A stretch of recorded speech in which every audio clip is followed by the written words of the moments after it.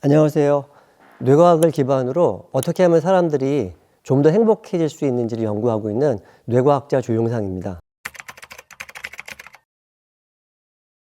우리가 일이 산더미같이 쌓여 있는데 시간이 부족할 때 흔히 하는 일이 있죠. 바로 잠을 줄이는 일입니다. 또 SNS하고 게임하느라고 잠을 줄이기도 하죠. 근데 우리가 은행에서 돈을 빌리면 이자를 내야 되듯이 잠이 모자르면 수면 부채가 생깁니다. 그리고 이게 오랫동안 쌓이게 되면은 아주 높은 이자를 지불해야 됩니다. 이 낮은 수면 질은 단순히 우리가 몸이 피곤한 거에서 그치지 않고 우리의 행복감을 떨어뜨리고 인간관계에도 부정적인 영향을 주고 또 노화도 가속시킵니다. 또 스트레스도 높이고 살이 쉽게 찌게 영향도 줍니다. 국민건강보험공단 이 통계를 보면은 최근 5년간 우리나라에서 수면장애로 진단받은 환자 수가 거의 30%나 증가했습니다. 아주 우려스러운 상황인데요. 100만 명을 훌쩍 넘습니다. 국내 한 연구에 따르면은 OECD 8.3시간보다 훨씬 적습니다. 미국 수면재단에서는 권장하는 수면 시간을 7시간에서 9시간으로 추천을 하는데 65세 미만에서는 최소 7시간은 자는 게 좋고 또 65세 이상에서는 최소 6시간은 자는 게 좋다고 되어 있습니다. 잠이 보약이라는 말이 있죠. 근데 저는 이 말이 좀 잘못됐다고 생각합니다. 왜냐하면 보약은 우리가 먹으면 좋지만 안 먹어도 건강에 별로 상관이 없거든요. 근데 잠은 우리가 매일 숨 쉬는 공기 정도의 중요성이라고 얘기를 해도 지나치지 않을 것 같습니다. 왜냐하면은 건강뿐만 아니라 우리의 삶의 질 그리고 우리의 행복에까지도 아주 큰 영향을 미치기 때문입니다. 잠은 우리 행복에 직간접적으로 큰 영향을 끼칩니다. 우선 우리의 뇌 구조상 우리는 긍정적인 일보다 부정적인 일에 몇 배나 더 주의를 많이 기울입니다. 왜냐하면 긍정적인 일보다 부정적인 일이 더 큰 위협이 될 수가 있기 때문에 우리 생존력을 높이려는 이것도 일종의 보호 메커니즘이라고 할 수가 있는데요. 근데 우리가 수면 질이 안 좋게 되면은 이러한 부정 편향성이 더 강해집니다. 그래서 오늘 있었던 일 중에서 기분 좋은 일, 긍정적인 일보다 안 좋았던 일, 부정적인 일에 더 집착을 하는 경향이 생기기 때문에 일상의 행복감을 온전히 누리기가 어렵게 되는 거죠. 게다가 평상시 같으면 그냥 지나갈 일도 스트레스 쉽게 받기 때문에 일상의 소소한 즐거움을 놓치기가 쉽습니다.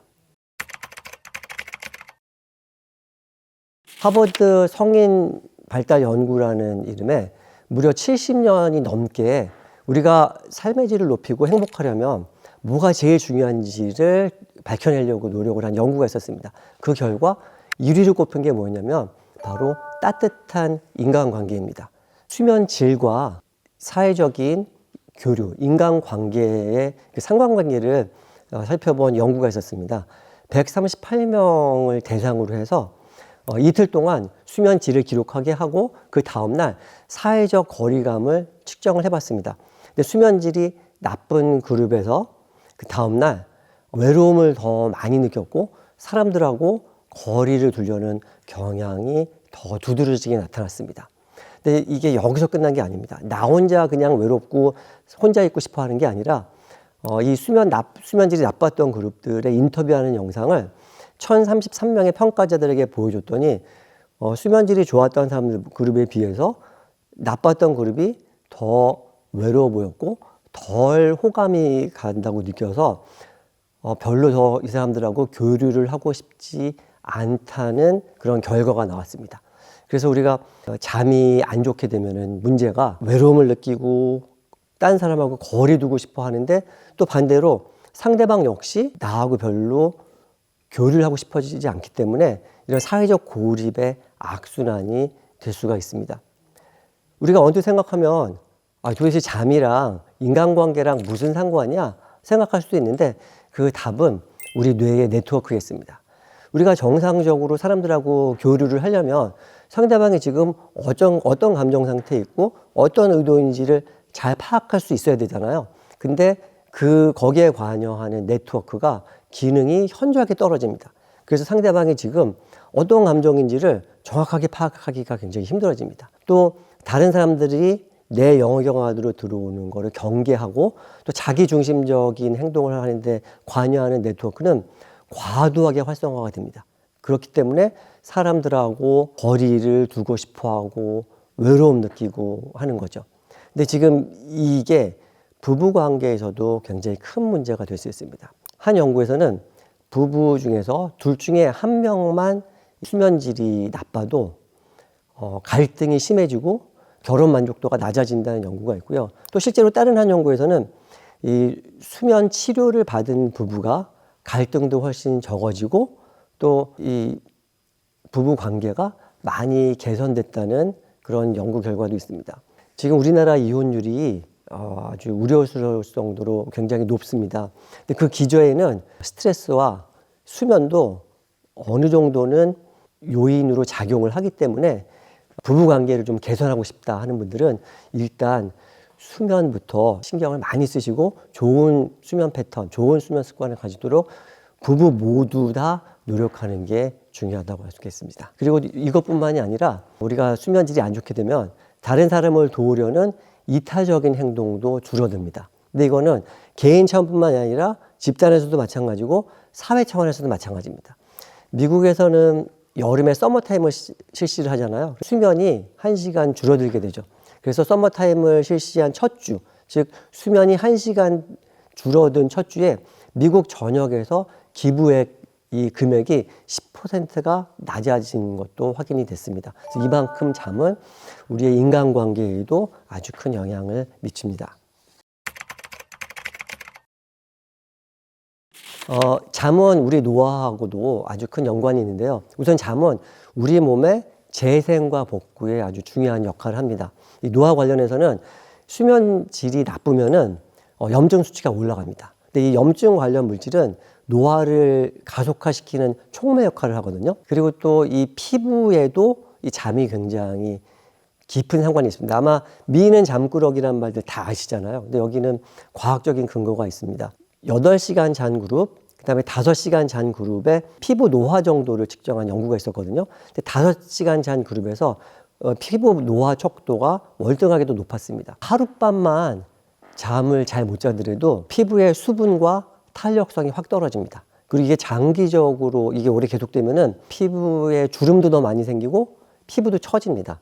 이 피부 장벽이 약해져서 외부 자극에도 훨씬 더 민감해지고요. 건선 환자의 25%가 불면증을 겪고 있다는 한 연구 결과를 봐도 이 잠이 피부하고 얼만큼 상관이 있는지를 알 수가 있습니다. 그리고 또 우리가 주로 깊은 잠을 자는 구간에서 성장 호르몬이 나옵니다. 이 성장 호르몬은 우리 세포의 재생과 복구에 아주 중요한 역할을 하는데 이 잠이 부족하거나 아니면 중간에 계속 깨서 수면질이 나쁘게 되면은 성장 호르몬 분비가 줄어들기 때문에 세포 재생이 더뎌져서 노화에도 더 안 좋은 영향을 끼칠 수가 있고요. 마지막으로 이 세포가 분열을 반복할 때 이 짧아지는 DNA 끝부분이 텔로미어인데 이 텔로미어는 이 노화의 아주 중요한 지표거든요. 근데 안 좋은 수면질은 이 텔로미어 길이 단축을 촉진시키는 그런 역할을 하기 때문에 실제로 이 노화에도 영향을 많이 줍니다. 요즘 저속 노화에 관심인들이 많아서 뭐 ABC 주스도 많이 마시고 뭐 여러 가지 노력을 하잖아요. 바람직한 일이긴 하지만은 잠이 무너지면은 이런 모든 노력도 다 무너지기 때문에 이 잠은 안티에이징의 아주 핵심적인 전략이라고 할 수 있습니다.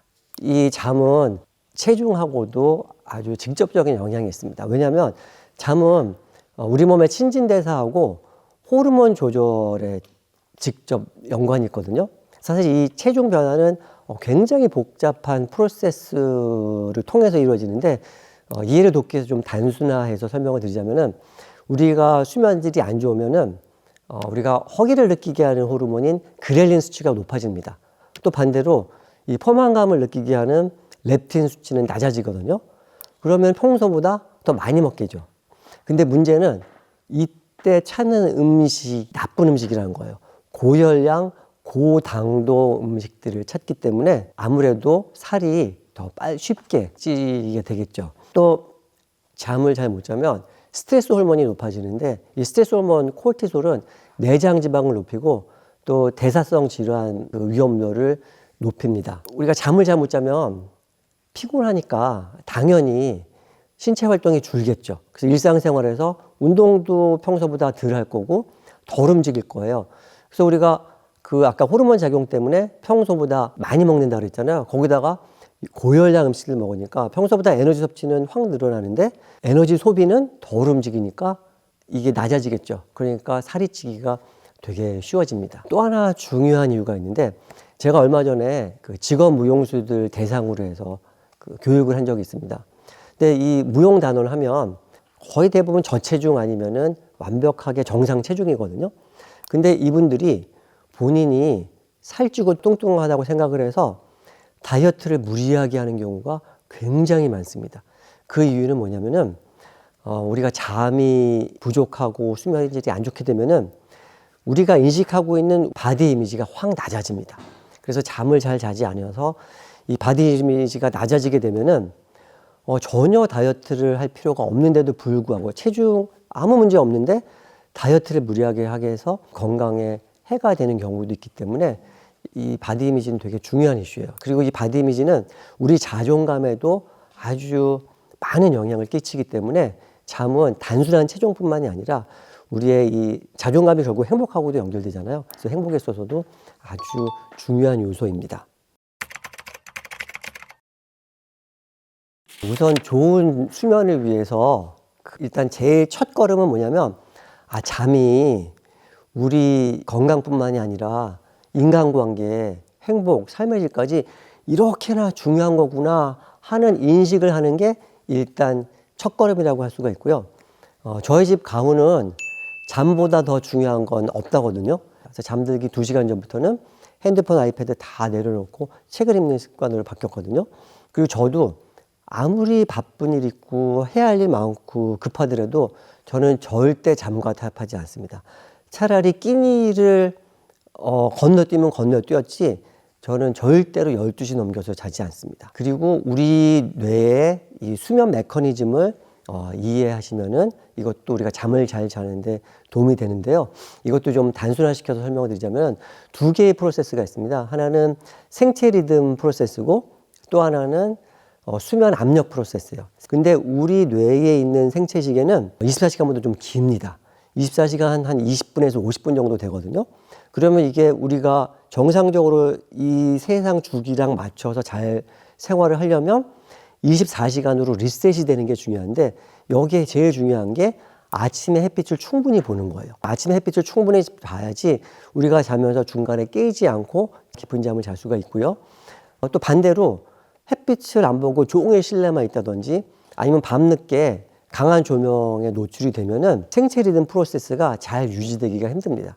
그 중에서 제일 나쁜 게 블루라이트예요. 블루라이트는 이런 핸드폰이나 아이패드 같은 데서 주로 나오잖아요. 근데 한 연구에 따르면은 밤늦게 블루라이트에 노출이 되면은 이 수면 유도하는 호르몬인 멜라토닌 분비가 반 이상 차단된다는 결과도 있거든요. 그래서 자기 2시간 전부터는 이런 블루라이트 노출은 좀 피하는 게 좋고요. 그리고 이 멜라토닌은 빛에 굉장히 민감하기 때문에 밤에 침실은 가능하면 아주 어둡게 하는 게 좋습니다.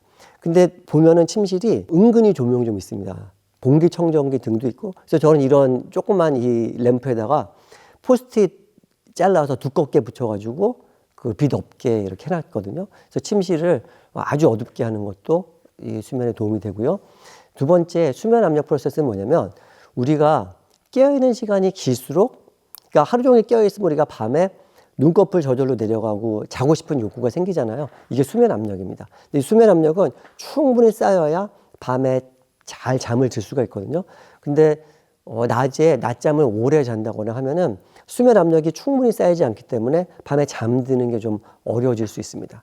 그리고 카페인은 수면 압력 프로세스를 방해하기 때문에 가능한 한 밤에 잠드는 게 좀 어려운 분들은 아예 차단하시는 게 좋은데 요즘 커피 좋아하는 분들이 제 주위에도 많습니다. 그래서 커피 죽어도 먹고 하는 분들은 오전에만 디카페인 커피로 한 잔 드시면 그게 도움이 됩니다. 그리고 우리가 수면 위생을 잘 지키는 게 좋은데 수면 위생 아마 좀 생소하게 느끼시는 분들 많으실 것 같은데 수면 위생은 좋은 수면을 위해서 우리가 일상생활에서 실천할 수 있는 습관들을 말합니다. 그래서 가장 중요한 거 한 가지를 꼽으라 그러면 저는 늘 같은 시간에 자고 일어나는 걸 꼽을 거예요.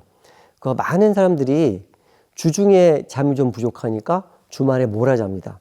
아니면 금요일 저녁부터 밤늦게까지 영화 보면서 치맥하고 뭐 그동안 주중에 못했던 게임하고 그러느라고 주말에 늦잠 자거든요. 그럼 우리 몸에 생체 리듬 프로세스가 잘 유지가 되기 힘듭니다. 그래서 많은 직장인들이 월요일날 되게 힘들어하고 월요병을 호소하는 분들이 많잖아요. 가장 큰 이유가 주말에 늦잠 자서 그렇습니다. 주말에도 똑같은 시간에 일하면 월요일날 훨씬 덜 힘듭니다. 그리고 밤에 잠드는 게 너무 힘들어서 이 술 드시는 분들이 많거든요. 근데 이거는 아주 수면에 방해가 되는 행동입니다. 알코올이 이 이완작용이 있기 때문에 밤에 잠드는 거는 좀 시간을 단축시키긴 하는데 이 알코올이 중간에 계속 깨게 하는 이 수면 분절을 유발을 하거든요.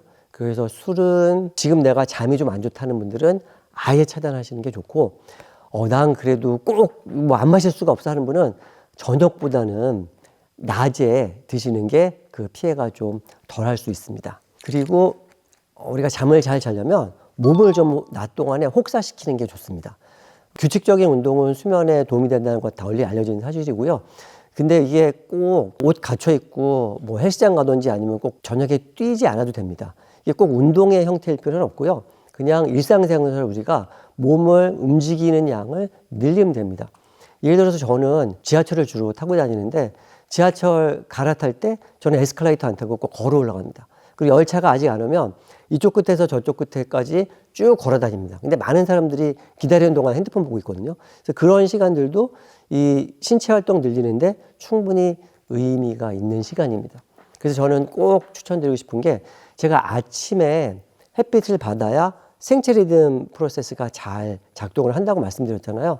그래서 대중교통으로 출퇴근하실 수 있으면은 아침에 한두 정거장 햇빛 보면서 걸어가시는 게 굉장히 좋고요. 만약에 꼭 차를 갖고 가야 되시는 분들은 한 30분 정도 평소보다 일찍 출발하셔서 회사에 주차하시고서 회사 근처에서 아침에 햇빛 받으면서 최소한 30분 정도 걸으시면은 신체 활동량도 늘리고 또 아침에 햇빛을 받으니까 이 수면 유지에도 도움이 될 수가 있는 좋은 방법입니다. 근데 한 가지 조심할 게 운동이 굉장히 도움이 되고 좋긴 하지만은 밤 늦게 격렬한 격한 운동을 하는 거는 교감신경을 높여서 오히려 잠에 방해가 될 수 있기 때문에 자기 한 2-4시간 전부터는 뭐 가벼운 산책이라든지 스트레칭을 해주시는 게 좋습니다. 그리고 제가 아까 이 행복의 가장 중요한 게 뭔지 찾는 연구에서 1위로 꼽은 게 따뜻한 인간관계라고 말씀드렸잖아요. 그래서 내가 좋아하는 사람들하고 자주자주 교류하는 것도 수면에 역시 도움이 되고 스트레스를 낮추는 데도 도움이 됩니다. 근데 이 교류에 있어서는 양이나 질보다는 빈도수가 가장 중요합니다. 예를 들어서 한 달에 한 번 만나서 하루 10시간 같이 시간 보내는 것보다는 한 번 만났을 때 뭐 20-30분밖에 시간 못 보내더라도 매주 만나는 게 더 의미 있게 도움이 됩니다.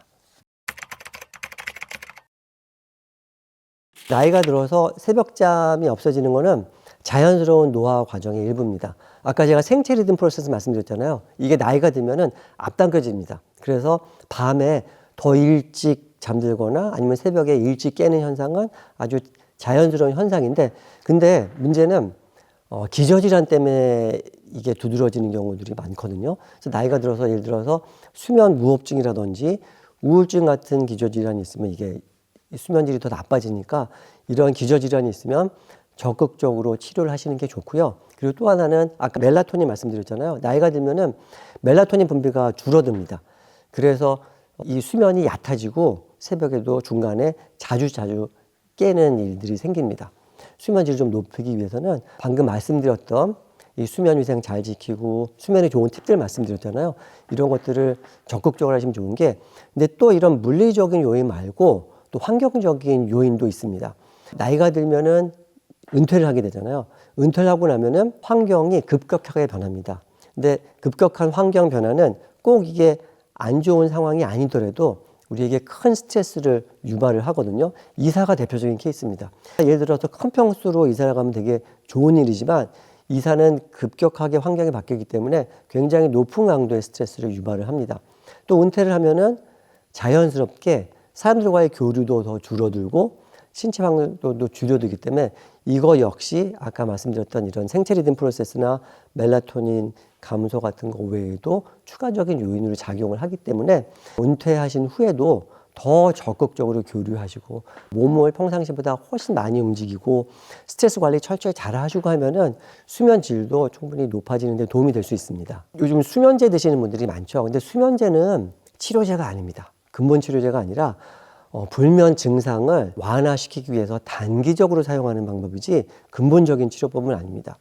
근본적인 치료법은 오늘 말씀드린 것처럼 수면 위생 잘 지키고 스트레스 관리 철저히 하고 몸 많이 움직이고 내가 좋아하는 사람들하고 자주자주 많이 교류를 하고 이런 것들이 근본적인 방법이기 때문에 오늘 이 수면의 중요성에 대해서 좀 잘 인식을 하시고 이런 오늘 알려드린 방법들을 좀 적극적으로 실천하시면 좋겠습니다. 오늘 잠에 대해서 말씀드렸는데 잠이 우리 건강, 행복, 인간관계, 이 삶의 질에까지 이렇게나 중요하구나 하는 거를 좀 아시는 시간이 되셨으면 좋겠습니다. 그래서 오늘 말씀드린 이 잠 잘 잘 수 있는 꿀팁들 적극 실천하셔서 지금보다 더 행복하셨으면 좋겠습니다. 제가 준비한 내용은 여기까지입니다. 내용이 유익하셨다면 구독과 좋아요, 알림 설정 부탁드립니다. 감사합니다.